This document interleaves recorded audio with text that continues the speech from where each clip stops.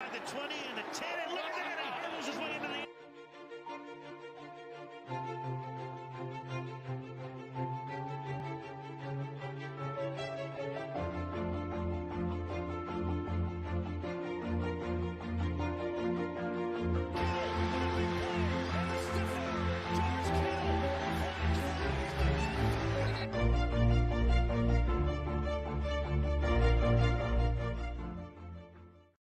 Hello, everybody. Welcome to 49ers University, Episode 7. We are deep into the off-season, and it's just that time of the year, man. Content creators are trying to find something to talk about.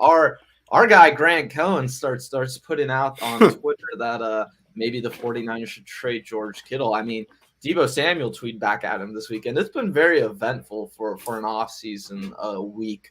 Just recently, too. Today, I mean, Jimmy Garoppolo, shoulder injury. He's going to be getting surgery. He should be fine. Shouldn't really affect his trade value too much.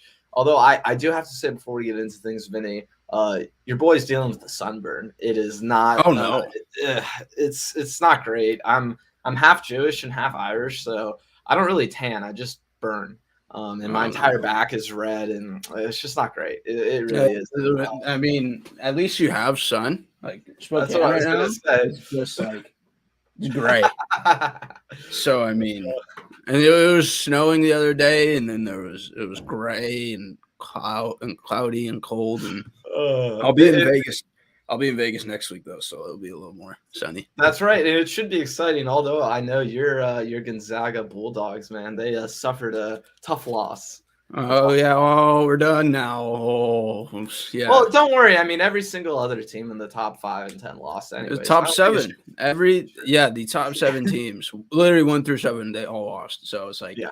We obviously like we lost everything, but everyone else that's so there wasn't as much change in the bracket. But yeah, it's that fun time for us, especially around here at Gonzaga, March Madness and everything like that. Florida State, are they in the tourney? Or they have any chance of getting in it or no?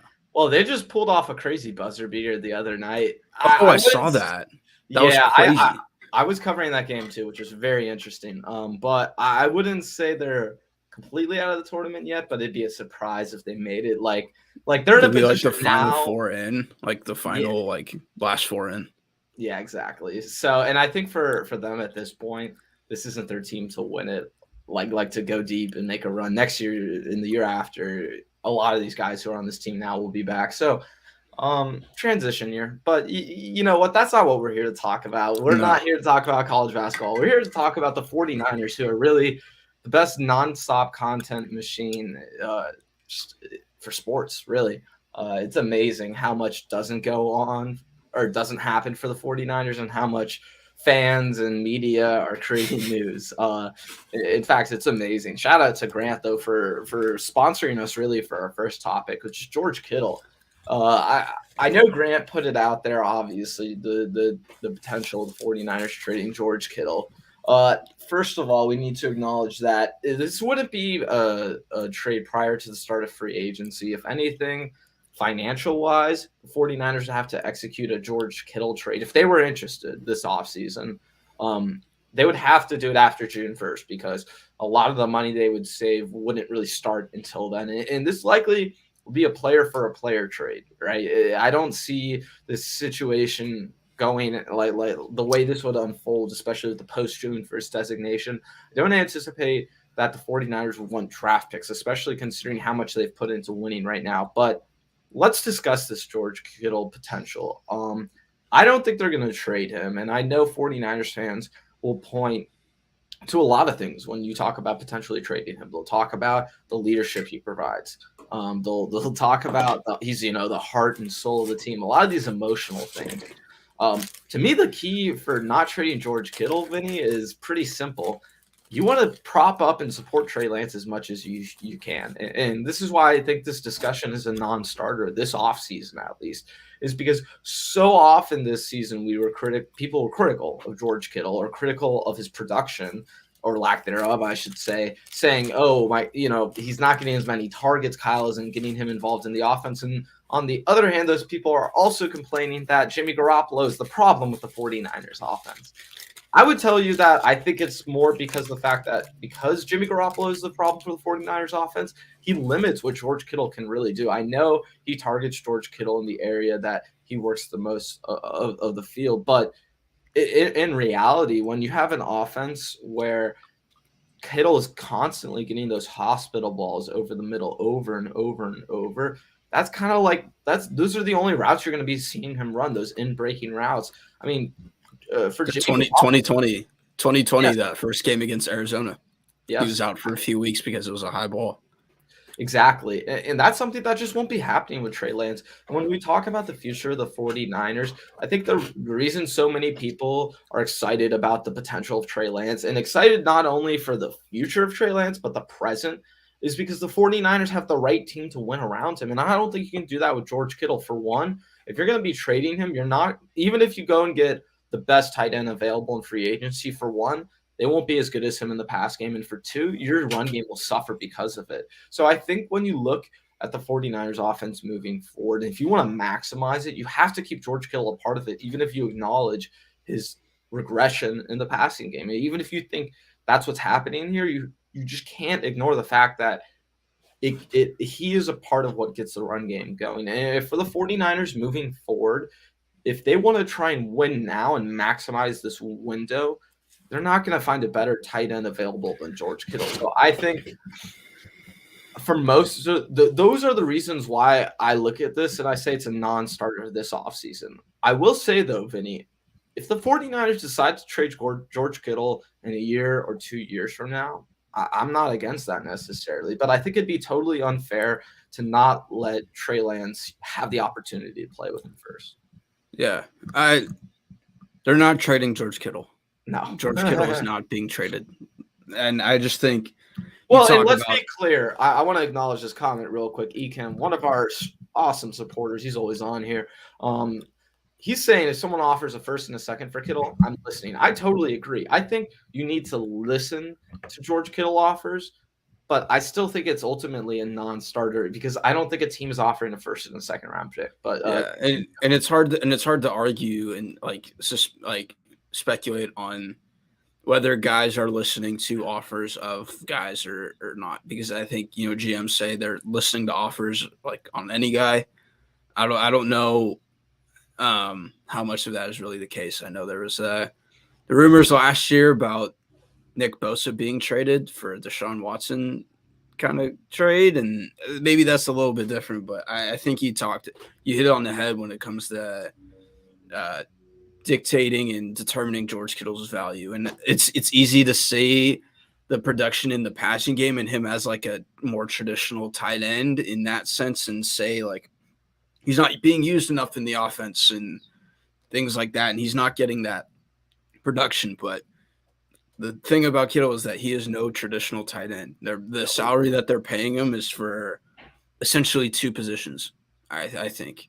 You talk about him being obviously the traditional tight end and encompassing all of that, all the skills that come with being a tight end, catching yards after the catch that he provides, also blocking. But I think with that blocking aspect, you're paying for like half of a tackle as well.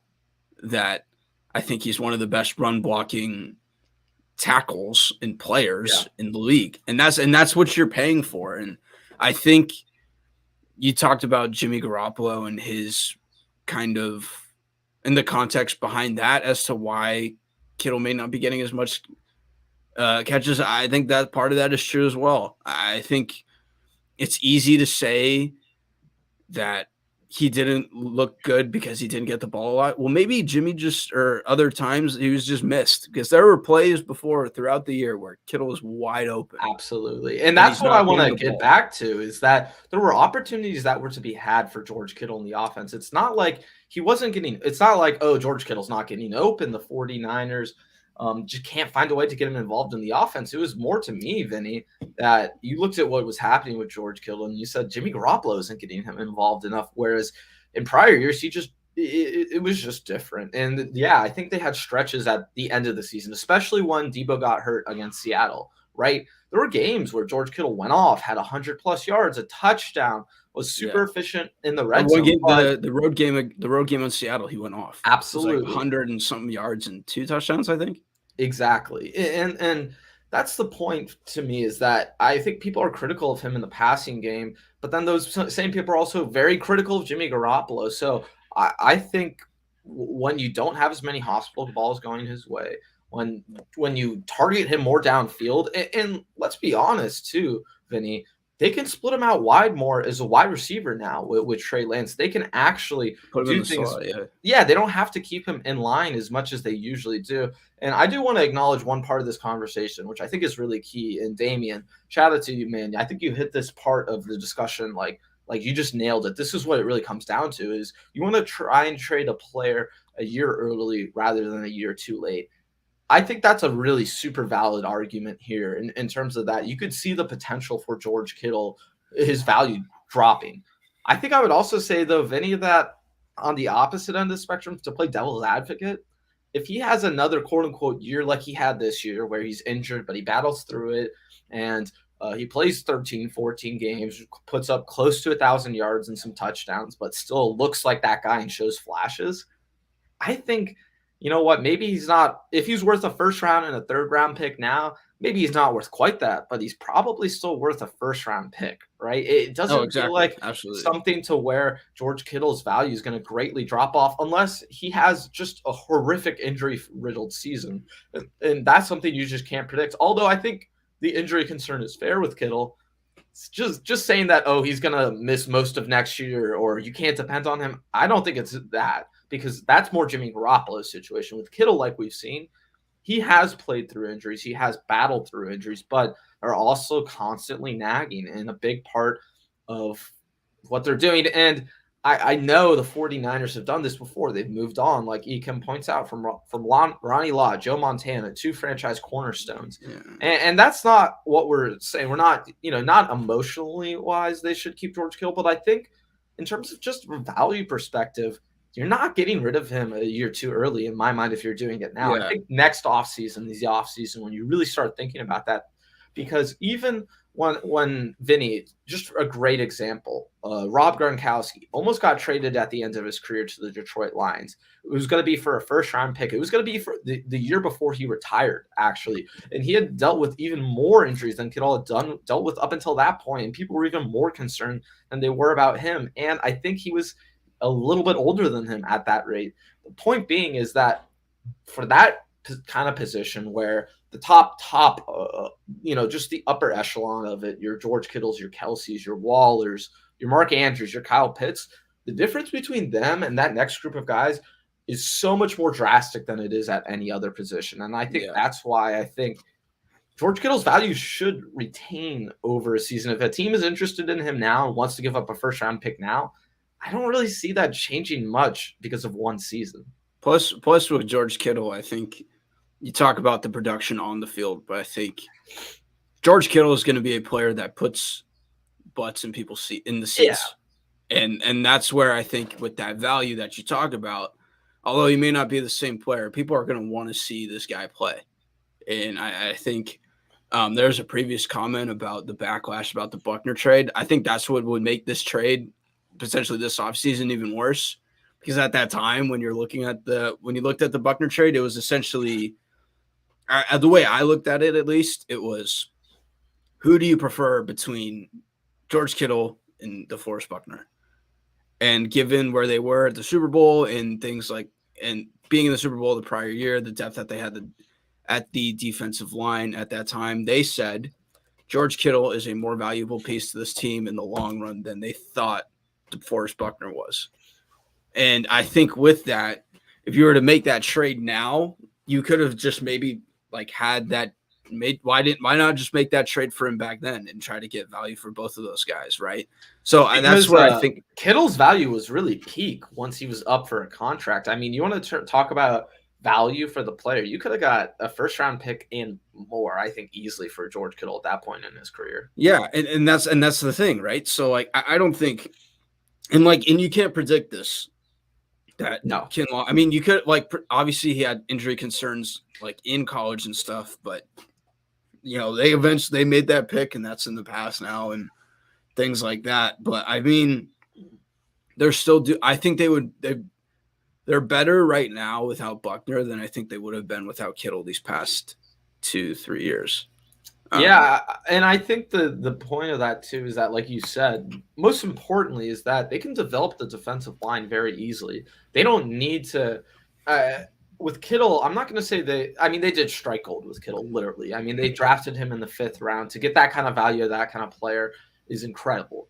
But when you look at some of the value that they've in the actual capital that they've put into the defensive line and the offensive line and some of the resources they've put in other places, I think you could argue that it's much easier for them to develop defensive line than it is a tight end or a position group like a running back, for example. They've just shown that they can develop defensive line very easily, I think, comparatively.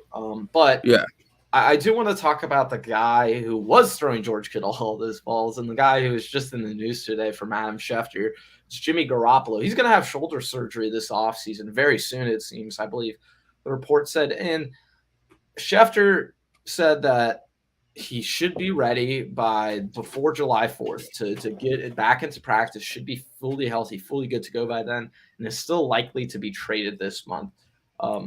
I guess, first of all, do you feel like this injury impacts Jimmy Garoppolo's value whatsoever? No. Yeah, no. Nah, I don't think so. And I think because it's not a secret, it's not like it's his first injury or anything like that. And their players have been traded during injuries before and they've been just fine. So I don't think it really changes the value as much. I saw something from Jordan Schultz that the Commanders now, Washington, you got to change their name 10,000 times. Washington Commanders and the Steelers are two teams that are very interested in Jimmy Garoppolo. So no, and like honestly, like in looking at the quarterback market this year, even with Garoppolo with a bum arm, I think they're still like worse players than him, even with that injury, because you've seen that he can overcome those injuries and you can work around it, and those kinds of things. And plus, like, if Garoppolo, and like kind of like just to answer the main question, if Garoppolo wasn't hurt and he didn't have to make surgery, how much would that really change his value at this point? I don't think it really changes much.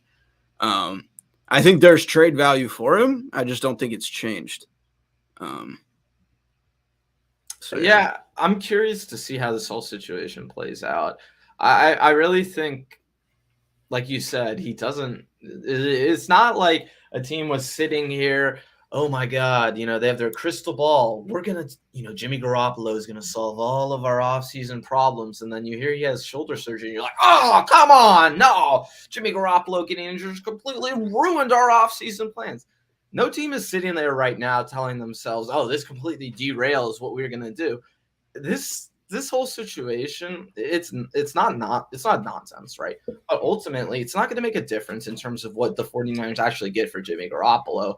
And we'll talk about the actual value they'll get for him later. But the more we get closer to him actually potentially getting traded, and the closer we get to the start of the new league year, the less likely it seems like the 49ers are going to get the value they want for him. And I think overall, yes, Schefter said he's still likely to be traded this month.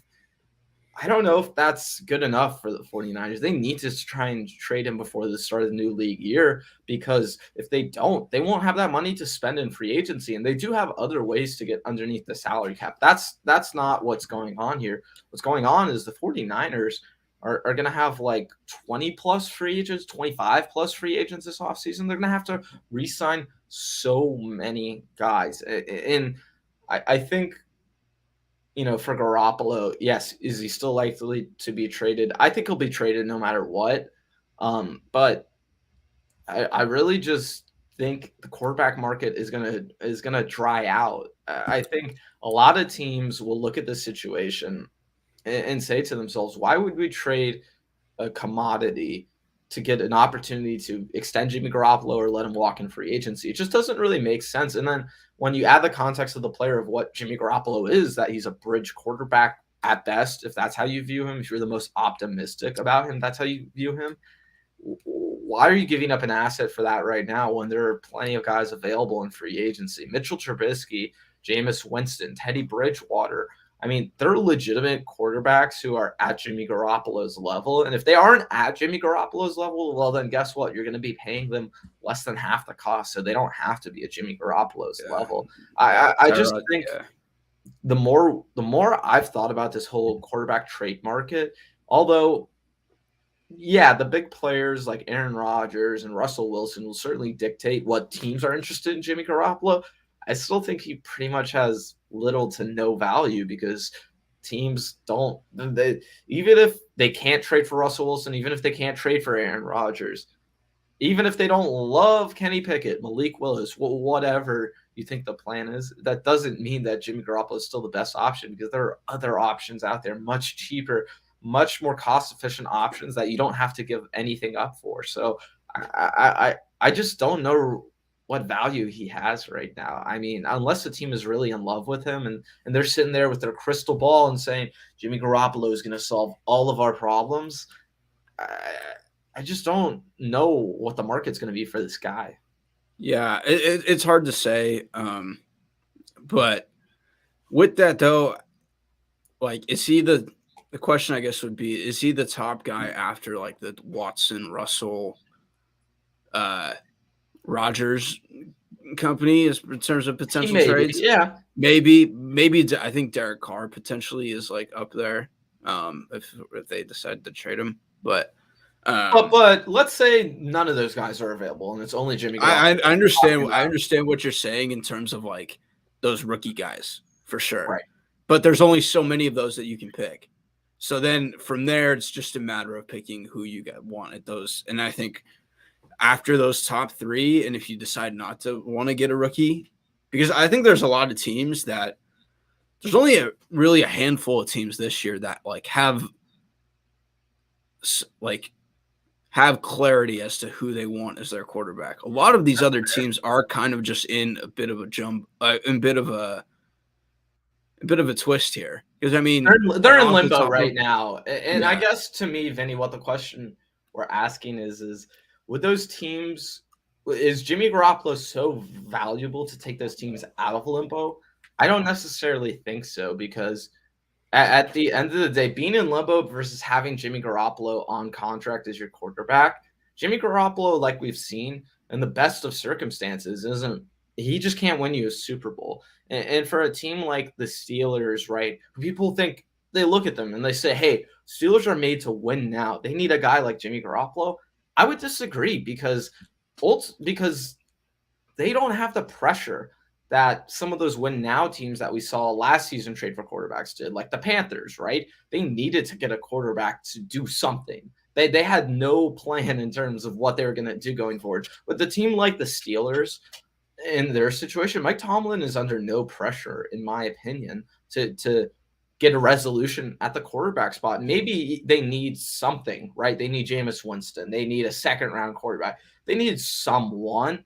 Doesn't mean they need to do everything they can and invest the most money that they can just to get a guy.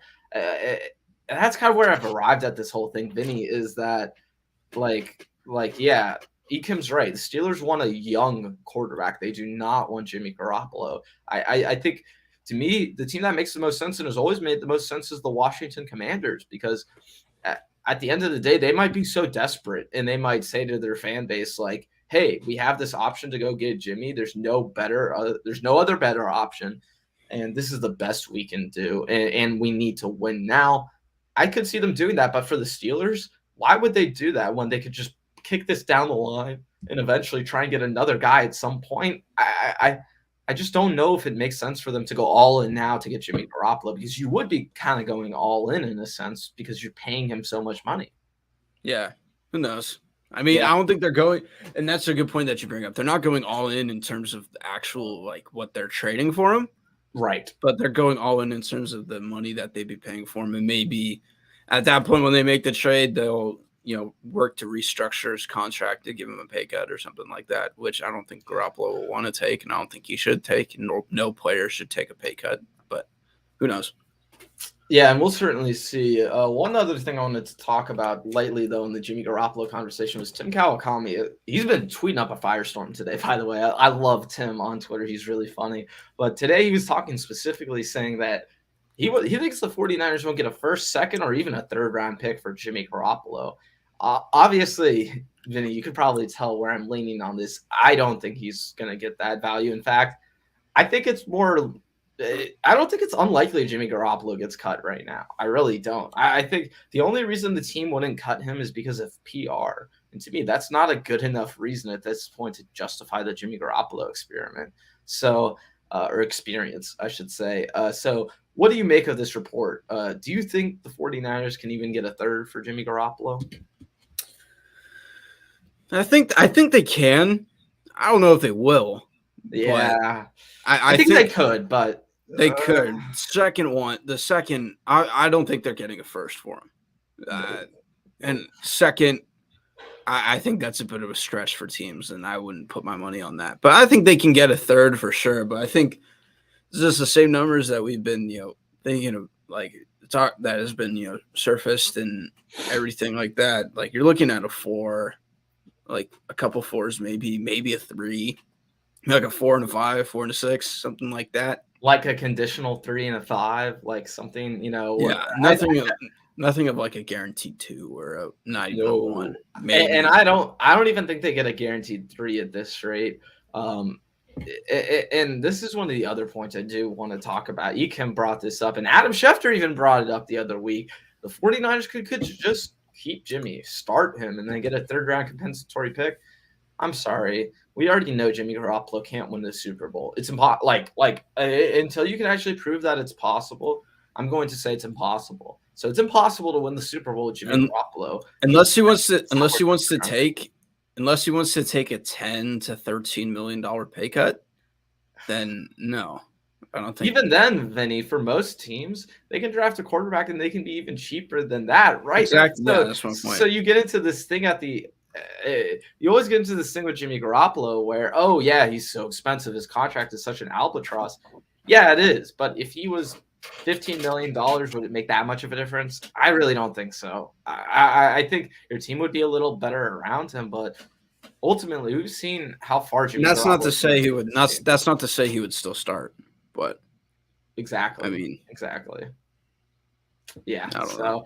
It'll be interesting, though, to see if the 49ers can get back the value they want. I think the biggest thing that I've really noticed, Vinny, is that it seems like John Lynch and the front office are the ones who keep holding on to this idea of value for Jimmy Garoppolo. They for them, big part of this season was getting back some of that value they gave up for Trey Lance.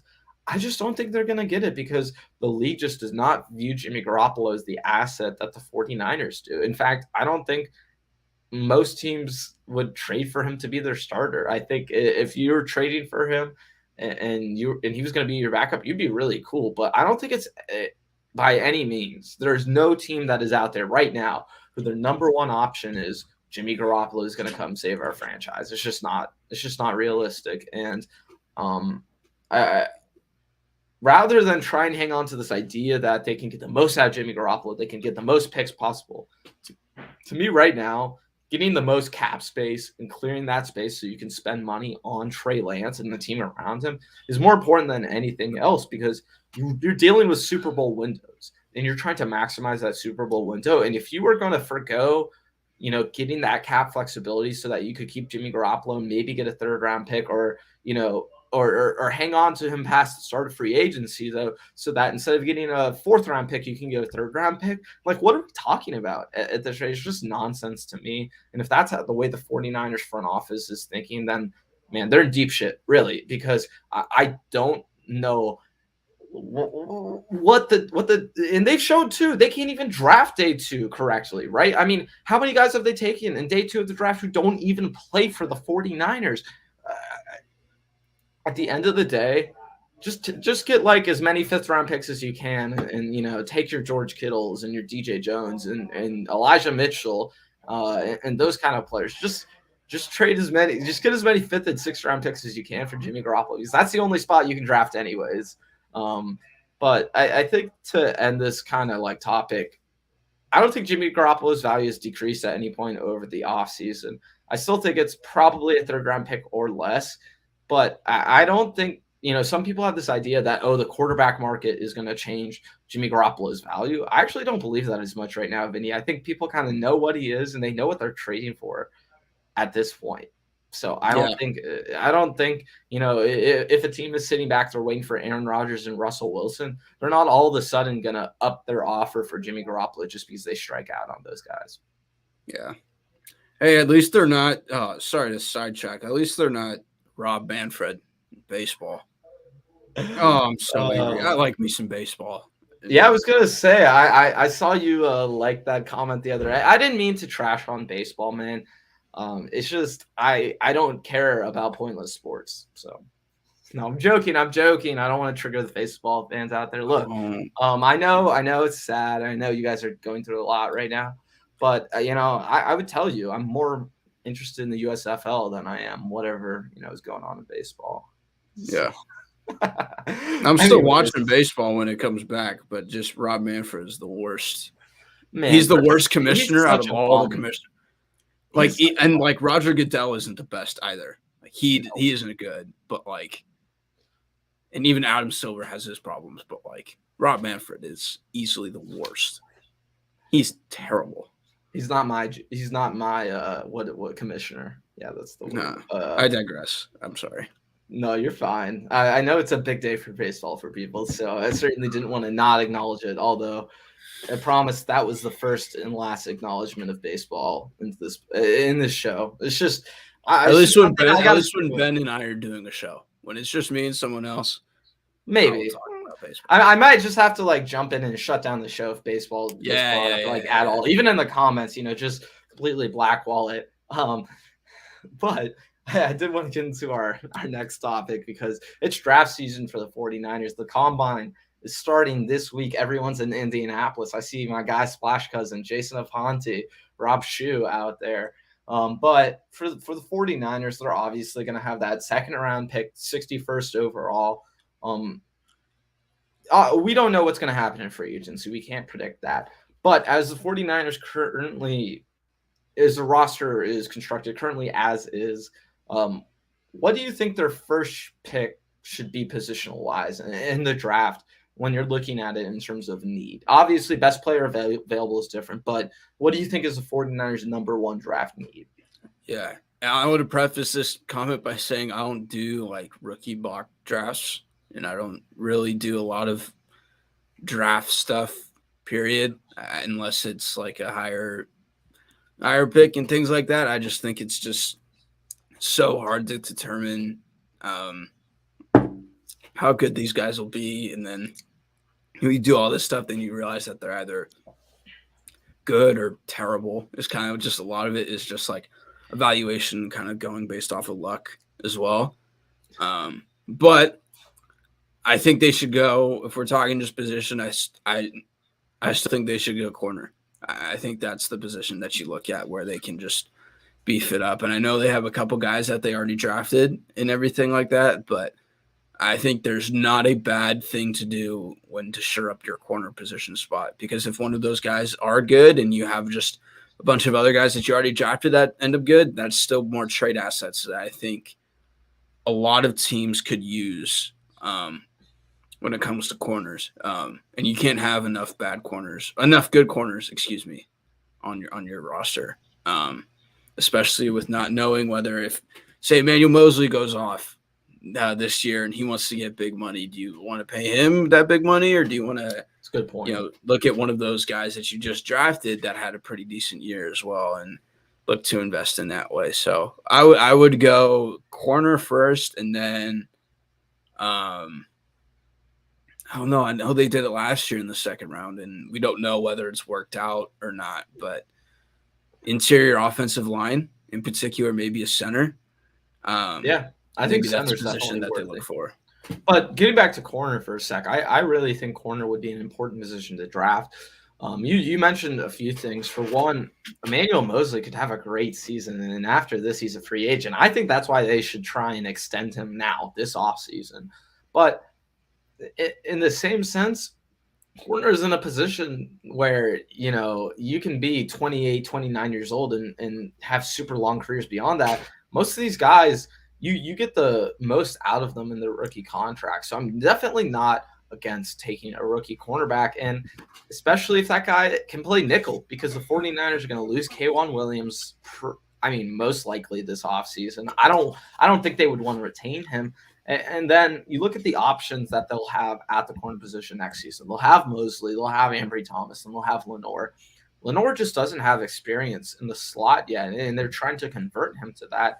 But do we have any guarantee that that'll work, or that they'll be able to get that position change shored up by the time the season comes about? I just don't know if they have all the answers at the corner position. And then even if they feel fine with all three of the starters, with the two boundary players and with their nickel, they need depth at that position. They desperately need depth at corner. And I think it's something they'll do no matter what. Even if they don't select someone in the draft this year, I think they'll try and get not a high like a high prize free agent necessarily, but they'll get a $4 or $5 million corner who can come in and start, and who has starting experience in the NFL. Because more than anything, they need depth in terms of that. They need guys who can play in a pinch, because last year that was a huge issue, like you saw with Josh Norman, to where when Josh Norman came in and played for the 49ers, it was almost catastrophic. And yeah, they were able to put up some good numbers. Even earlier in this season, they didn't allow, only like one 300-yard passer with, I believe it was Jared Goff in that week 1 game, where there's a lot of garbage time involved, at least in the early part of the season. I just think the corner position is something they should always try and address. But for me, Vinny, I don't want to go corner with my first pick. And it's not because I don't value coverage. It's because I think I'm much more worried about the future of the safety position for the 49ers. The 49ers desperately need to draft a strong safety. And let's go through a couple reasons why. For one, the two starters they have right now, Jimmy Ward and Jaquiski Tartt, even if they bring both back, right, Tartt is a free agent, how will they address that position in the future? Both those guys are either at 30 or I believe about to be 30, right? Both those guys have injury history recently in their career, and they're not necessarily declining, but they're also not getting better at this point. And then when you look at the guy they drafted to potentially replace Tartt last year, Hufanga, he just did not show enough for me at the safety spot, especially in coverage. He was a liability often in coverage. I mean, Diamador Lenore had the one play where he got cooked on that last drive by Aaron Rodgers, and the 49ers send him to the depths of hell for it. But Talanoa Hufanga is getting cooked constantly in coverage, and yet it's fine. I think they have a bigger problem at safety position than people are letting on, because while they're okay for the present, they do not have the future of the position figured out. And I think they need to draft safety before they need to draft corner, because a lot of the safeties that you see coming out now, they have positional versatility. The guy that everyone wants the 49ers to select, Jason Petrie, I believe it is, the Baylor safety, has experience at slot corner. So you could find these guys if you're drafting in that second round that, maybe have experience outside, or you feel are good enough to where you can put them in the slot and do different things with them. I think point being is that even if you bring back Tartt and you're comfortable with Tartt and Ward moving forward, you still need that next guy up. That's what I was going to. And that's what I was going to bring up. They do not have safety figured out for the future, Vinny. I mean, yeah, they're okay for the present. I think you could argue that. They do not have the future of the position figured out. Yeah, especially if Hufanga, they don't see any improvement from him, or Tarvarius Moore is very hard to see how they'll look to implement him. But I think, it's not. That's kind of a general thing I had to, not just specifically corner, but I think that's secondary, because not knowing whether you're going to extend Jimmy Ward, how much longer he'll be there, and Jaquiski Tartt, you can, like you mentioned, you can still bring him back and bring another guy in to kind of learn under him. Yeah, absolutely. And I think the reason I go safety rather than corner more specifically is that with corner, they at least have options at corner for the future, right? They're not going to be screwed 2 years from now at the corner spot. Whereas I look at safety and I think they could need 2 brand new starters in like 2 seasons from now. And to me, that's really scary. And I think they should and will extend Jimmy Ward. But I mean, Ekim's right. Hufanga is at best a special teamer. And I know people like Tarvarius more, but I don't think I've seen enough from him or the 49ers have to be confident in him moving forward. And if they did, they probably wouldn't have drafted Talanoa Hufanga, right? Yeah. So I just think they don't have the future of the position shored up. They need to do something in the draft at safety, at secondary in general. But if it's between corner and safety for me, Vinny, I think you have to go safety because with the corner position, you at least have these guys on contracts for the next few years. You're not completely devoid of talent, and it's not like this past season where Mosley goes down, Verrett goes down, and you're totally screwed. I just don't think they would be put in that spot. But one thing I do want to talk about before we move on to the next topic is, what do you think? Do you think they need to let Jaquiski-Tartt walk, or do you think he should be on the 49ers next season? Because I might be in the minority here, but I'm all about bringing back Jaquiski-Tartt. I don't really see much of a downside. They signed him to a, let's say a 1-year deal, non-guaranteed. So you going into training camp, you have to prove yourself before they make you the official starter and they put you on the 53-man roster. I just think I don't see the downside in bringing back Jaquiski-Tartt, although I know people are okay with them letting him walk because there are better safeties available this offseason. I know earlier, I want to go back to this comment right all the way up here.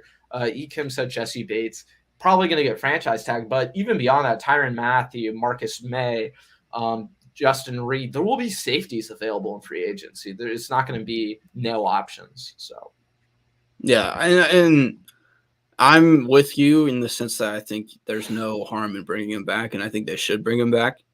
I don't know if any of the guys that they would draft, let's say they draft that, was it Beatrey? I believe so, yeah. The safety from Baylor. They started him. I don't think he's better than Tartt would be starting next year.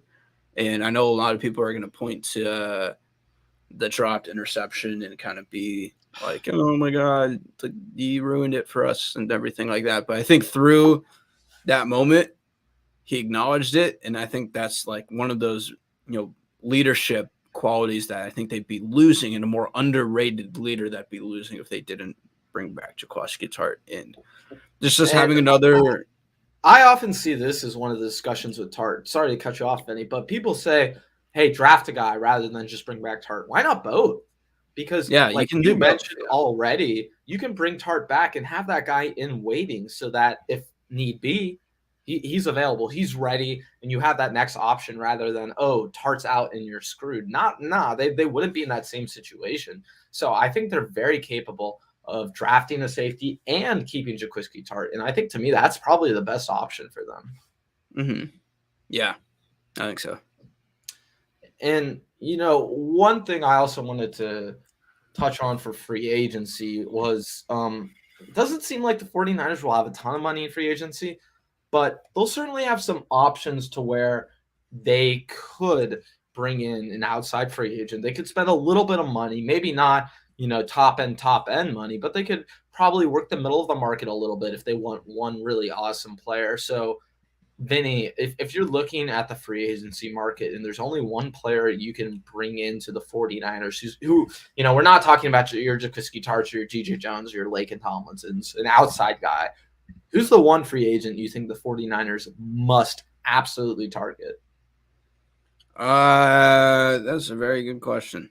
And I think depends what they're looking to get and who they're wanting to. I think you look at a guy like Trey Turner. He's a guard for, I think he's the right guy that I'm thinking of. He's a guard for the Steelers. Was only paid $3 million last year. I think he bounced around a little bit. If you do decide to move off of Daniel Brunskill, I think that would be a good option. But that's obviously not like I'll go more exciting here and go skill position guys. If you don't have a guy, Vinny, I think for me, the guy I'm looking at, I want the 49ers to target. I do not care what anyone has to say about it, I want Stefan Gilmore. And it's for I would no that was the guy that's really my main guy that I would want them to sign, but I didn't want to go bait. So well, let's talk about the Gilmore thing a little bit, right? Because I think for one, he's not going to be going after top market value. Top market value for corners right now is probably going to be upwards of $20 million, if not really close to it. You could probably get Gilmore for about a $14-15 million deal, and that's kind of right in the 49ers price range. So I want to bring in Stefan Gilmore for a few reasons. For one, he's an immediate upgrade at the boundary corner position, right? I think the plan I want to go with, he'd be the best corner on the team. Yeah, he might be one of the – I mean, he would make the 49ers secondary a hell of a lot better. And I think while people criticize the 49ers secondary for not investing enough money, they do invest a lot of money in coverage, right? Jimmy Ward, Fred Warner. They're willing to invest in players who have value in coverage. And for a guy like Stefan Gilmore, you can make him that starting boundary corner and either start Mosley or Thomas next to him.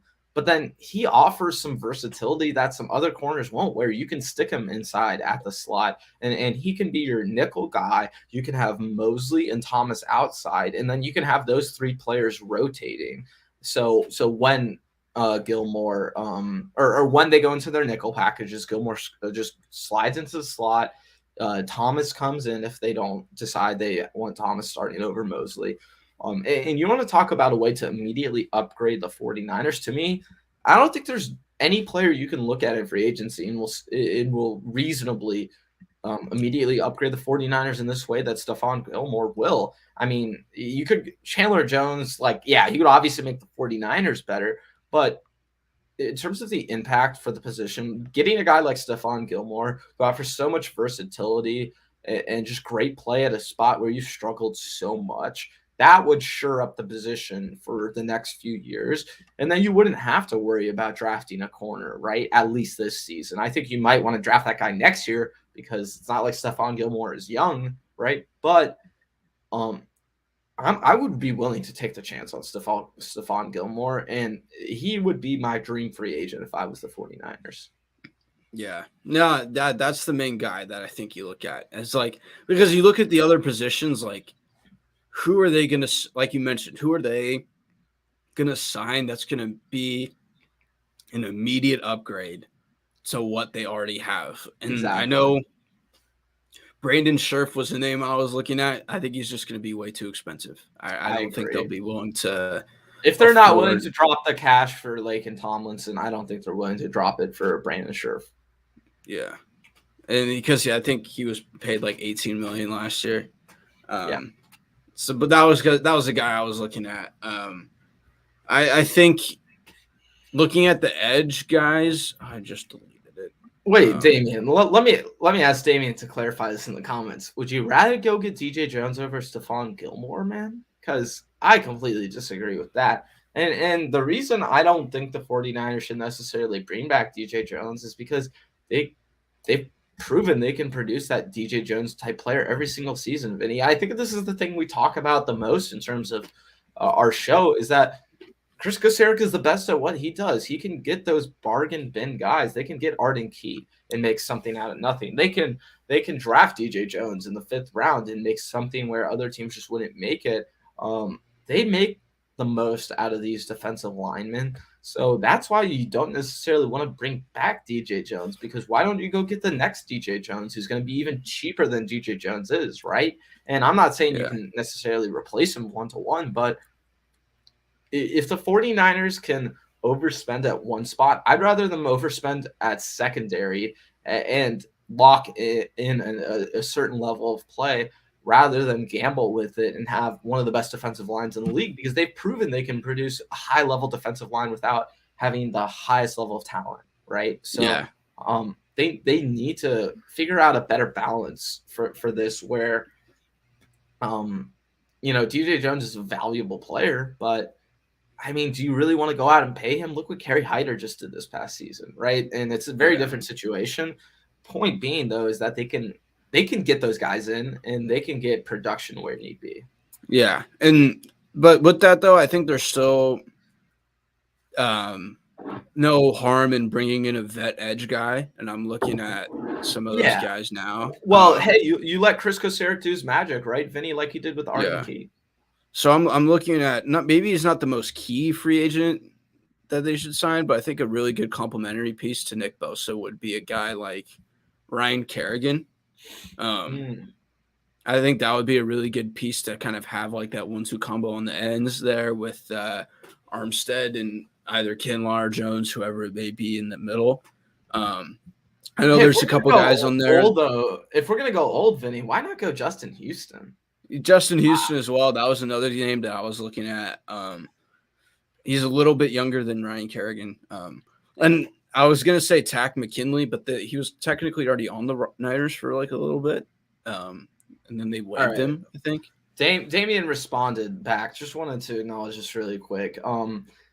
You want DJ Jones over Stefan Gilmore, man? Like, I appreciate you watching the content. You've been very active in the comments, and I appreciate it. But wouldn't you rather take a chance on Stefan Gilmore, who can be an elite, high-end player, than DJ Jones, who you've proven you can produce that type of guy every single season? I just don't get it. And this trend, like it's not a trend for the 49ers. They don't spend on corners like this. I just don't understand that. I think I would rather much get Stefan Gilmore. I think with that, I think it's easy to look at what the Niners did in 2018 in terms of signing a 29, because Gilmore's 29 right now, right? I think. All right. He might be a little older than that. Let me check. Yeah, but that was around the age where Richard Sherman was signed for in the Niners in 2018, and so Stefan Gilmore's 31. Yeah, and that's what and Sherman may have been around that age. Like, I think he may have been a little bit younger when he was signed. Yeah, he might have been a year or two younger, but you're right. Same age range. It's kind of like a similar situation in that, where I think Damian has a point. Like, if you sign him, you're not going to sign him for cheap. Like, you're not going to get him for. That's fair. That's fair. And so, like, would you rather? Like, DJ Jones will be cheaper than Stefan Gilmore. And I think with that, do you want to potentially find yourselves in a position where you were when you signed Richard Sherman, where, he was injured for a little bit. Then he was, good in that 2019 year. And then 2020, it kind of just like fell apart a little bit. Like, what can you get more out of Stefan Gilmore in 3 years than you can out of DJ Jones in whatever contract you decide to sign him, knowing that Stefan Gilmore will likely be more expensive than DJ Jones? But I'm with you though. Argument. I'm with you though. I think you take that risk, and if you can get a guy like Stefan Gilmore, you get Stefan Gilmore. I think if you can get J.C. Jackson, I know it's a lot younger of a guy. I don't know how feasible that will be, but if they can get J.C. Jackson, you go get J.C. Jackson. Yeah, you should go get J.C. Jackson if you can. But that's why guys like Stefan Gilmore don't hit the market without contingencies. It's because players like that, teams will sign them back immediately. Stefan Gilmore is 4 years younger. He didn't have the injury history he did. He would be franchise tagged almost immediately, no doubt, without any reservation. And at one point, we were talking about this guy being the best corner in the league. Absolutely. Well, and that's the chance. Look, I don't think he's necessarily going to be that guy again, but I would rather take the chance on Stefan Gilmore, things working out with him, than just knowing what you're getting out of your DJ Jones, your Kerry Hyder types, your Arden Key types. The 49ers don't need to keep investing in the defensive line. They should do it less. I mean, I think to me, one of the biggest travesties is picking Javon Kinlaw, because why the hell do you need a defensive interior lineman when you can literally go get that guy like DJ Jones every single year, or you can try and target that guy? So I think in the past, the 49ers haven't been able to figure out corner. They haven't been able to draft. They haven't been able to bring in the right free agents. Even when they do, they either overspend. It's Emmanuel Moseley, to me, is pretty much been the only prime example of the 49ers getting the position right in terms of value and what they're spending, right? But why not invest in that guy and bet the money on that corner position rather than you just keep reinvesting in the defensive line where you don't need to put that investment in. I just think from a value perspective, I'd much rather take the chance on Stefan Gilmore than know what I'm getting out of the DJ Jones. And I think they should make an effort to get DJ Jones back, though. They should probably, but honestly, Vinny, if he gets anywhere above $4 million per year, I just don't think they have a good enough reason to justify keeping him, you know? Mm-hmm. But I think that's going to be it for us today, everyone. I will be back tomorrow evening around this time, actually 8:45 Eastern, 5:45 Pacific with Jack Hammer. So make sure you subscribe to my channel. Make sure you like. And I appreciate everyone in the comments today. I see Damien was very much interacting with us. Ekim is always supporting Niner by nature. Was dropping by. I appreciate everyone stopping by today. If you haven't already, like I said, like, subscribe, hit all the links below. Vinny and I, all of our information is down there for our social media. My latest All 49ers article is up. You can find the link right for the first link in your description below. But Vinny, anything else for you before we get out of here? We got the combine this week. It's going to be very, very interesting week for the NFL. Hopefully things start heating up. You know, it's been a little too slow. Yeah, for sure. Like Ben mentioned, follow us on all of our stuff that we have down below. Follow me on Twitter down below. I also have a different podcast I'm doing called Go for Two with my buddy Jack. We do at Gonzaga, so be sure to follow that as well. You can just find it on Spotify and everything like that. And my accessibility won't be as much next week because I'll be in Vegas for the WCC tournament, so that'll be really fun. I'm not working. I'm just going for fun. But good for you, man. Either way, we'll be back, and hopefully by the time we're back the following week, it'll be around the time before the new league year starts, and then maybe we'll have more clarity as to whether some players are on certain teams or not. But stay tuned for all of our insight on that stuff. It's gonna be a lot of fun.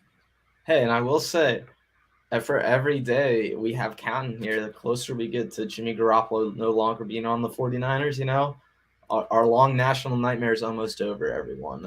We can finally just move on with this shit. Like, it's just annoying. So that'll be it for me, guys. I'll see you tomorrow. Make sure you're on the lookout for that with me and Jack Hammer. And then I'll see you about Thursday this week. I'll keep you guys updated. Again, follow us if you haven't already, but that'll be it. Have a great week, everyone, and enjoy your Tuesday. Peace.